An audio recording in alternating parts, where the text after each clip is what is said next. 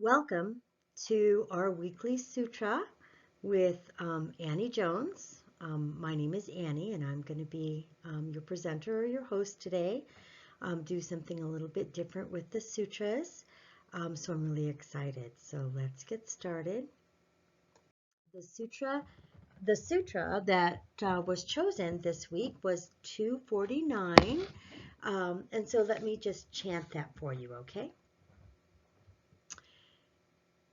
Tasmin sati shvasa prashvasayoho gati vichedaha pranayamaha. And we'll do word for word. Tasmin sati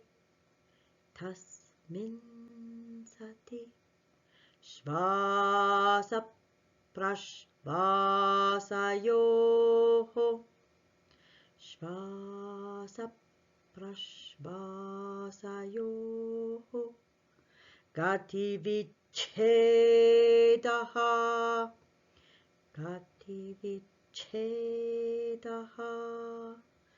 pranayamaha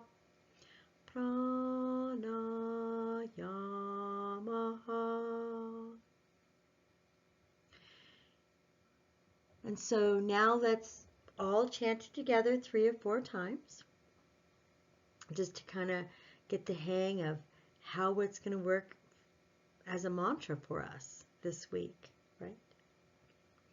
Tasmin sati shvasa prashvasayoho gati vichedaha pranayamaha. Tasmin sati shvasa prashvasayoho gati vichedaha pranayamaha. Tasmin sati shvasa prashvasayoho gati vichedaha pranayamaha. And so now let's turn off the recording and spend a few moments or a few hours or even a few days with the sutra without really knowing what it means, just feeling what it means in your body, what resonates, how do you start feeling when you start chanting it, how do you feel after you've chanted it for a little while, and then we'll come back and we'll discuss it with that feeling inside of ourselves. Yeah, so turn off your tape now. And so how do you feel?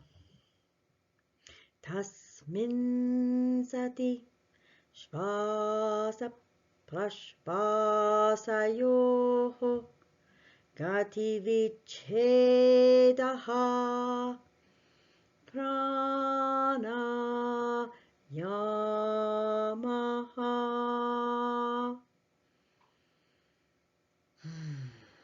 Now let's talk about the meaning.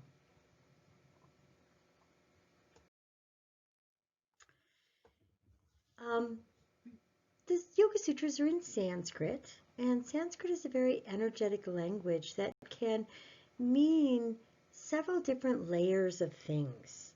And so that's really why it's important to feel these sutras as we're going along, so that we can find the meaning that means the most to us in our lives, thereby really being able to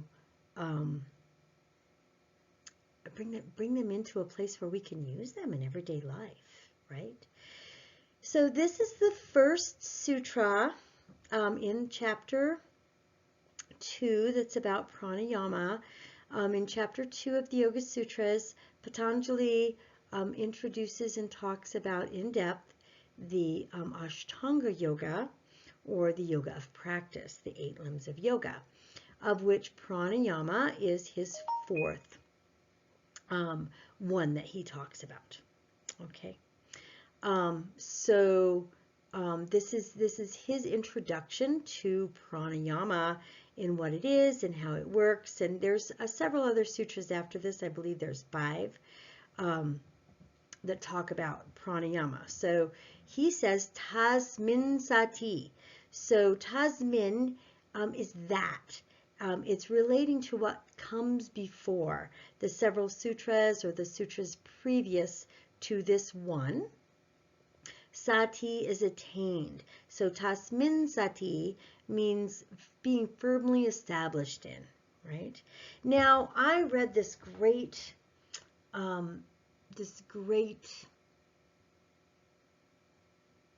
commentary on this particular sutra by Edwin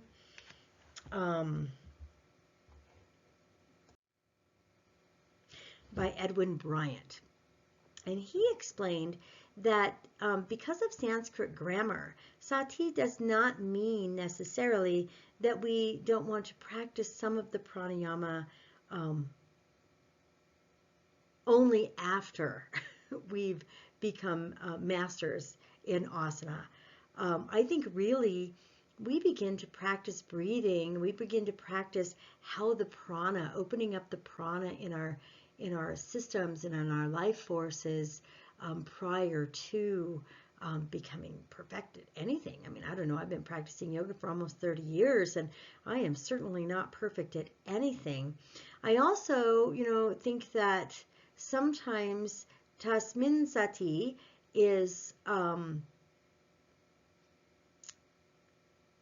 defined or translated as being firmly established in the practice of asana. And if we look at the Ashtanga model of yoga, there is yama, niyama, asana, and then pranayama. So I think that it also means to become firmly established in the yamas and the niyamas. And we'll be talking about those more in the future. We won't go too much into them today, but I think it's becoming firmly established in your yoga practice that really when you begin to practice breath and practice moving your prana around in your body and allowing for it to be opened, that's when you become firm and secure and open to your yoga practice. So svasa. So shvasa, as in like shoe, shvasa is indicating the inhale, okay? Prashvasaha is the exhale. Now, this doesn't mean that pranayama is only related to breathing exercises. What it means is that through the process of breath, through the process of inhaling and exhaling and the movement of inhaling or exhaling, when it begins to become a conscious movement, a conscious effort, that's when we begin to go deeper. That's when we begin to transcend some of our old habits and some of our old behaviors and some of our old stuck issues, if you will, and the prana, the life force in our body, really begins to open up, expand and move around and fill us with its life-giving force. And that is pranayama. So let's take a look at this word, pranayama, right? Pranayama. So pranayama is often translated as the control of breath, right? But I think it really means a lot more than that. Prana, and then there's ayama, right? Ayama. Prana is the life force. It's the vital force that is in every single cell of our body. It's the part of us that gives us our mobility and our life. And it's not limited to only our respiratory system or the oxygen that reaches all of our cells. It's a completely different system set up with nadis, and it's quite extensive, well beyond what we can talk about here. Ayama is the expansion or extension, the breadth. So it's an opening. It's an opening and a movement of that force. It's not a control. You're not trying to get this wonderful life force energy that fills us with life and the ability to transform and go deeper and connect with everything that there is inside and outside of us. What this wonderful idea of pranayama is to expand the this life force within us, to become consciously aware of our breathing, to expand the vital force throughout not only the physical, but also through the subtle body. Through the use of intentional breathing, we expand that life force, and we want the prana to move smoothly and freely throughout the entire system. You know, I've also often told people, especially folks that are joining me for yoga therapy, that sometimes what we're doing with asana is we're moving the prana, we're moving emotions, we're moving feelings. And we're moving these things, we're getting that prana to flow. So it's not about how we look, it's not about stretching, it's all about kind of helping those stuck things or making space for the prana to be so that we can be really connect with all of who we are and even begin to go deeper.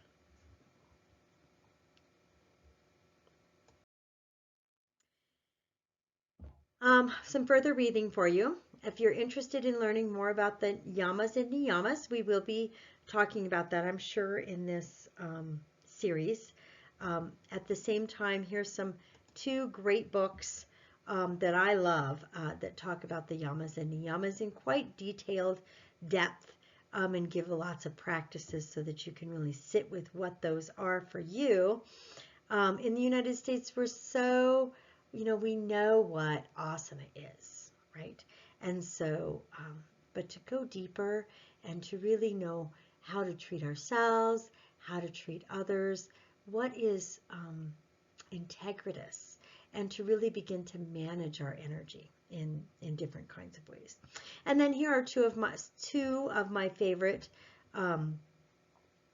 Yoga Sutra books. I'll be adding to this as we go along in this series, but I really like Edwin Bryant's commentaries, and I also really like Nishkala Joy Devi's The Secret Power of Yoga for Women, a women's guide. It's really a very opening and